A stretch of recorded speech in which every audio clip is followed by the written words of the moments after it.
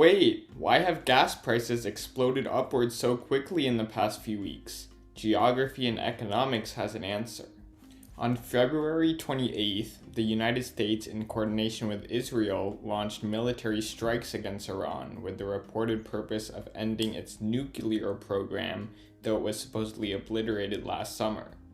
In retaliation for the strikes, Iran has attempted to close the Strait of Hormuz, a key global oil choke point through which a quarter of the world's oil supply flows, and they have done this with mines and drones.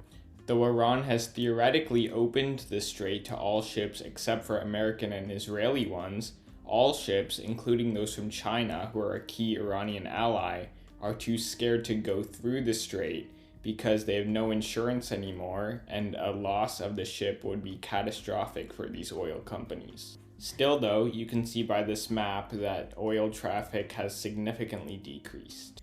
This is especially surprising because as oil prices rise, the value of the oil that each of these ships is containing keeps increasing, so companies have an incentive to get the oil out of the strait in which they're trapped. As the supply of oil cratered, the price of oil jumped from $65 a barrel to almost $120 a barrel. At the gas pump, average prices in the US are now $3.70 per gallon, an 80% increase since last month. This situation is reminiscent of the 1970s stagflation, in which Middle Eastern countries did an embargo on oil to punish the West for the Yom Kippur War, which Israel won.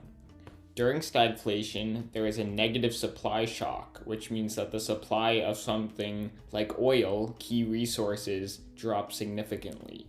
And this leads to price increases, inflation, and unemployment increases, which can cause a recession.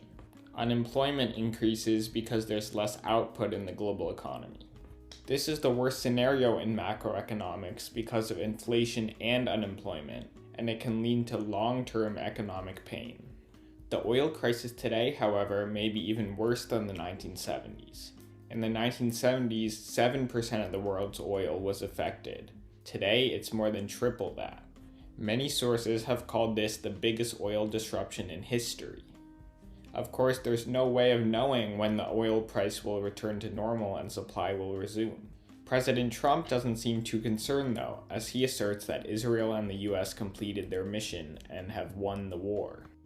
However, the truth is that hundreds of millions of people around the world, if not billions, are suffering from increased energy prices, especially the global poor.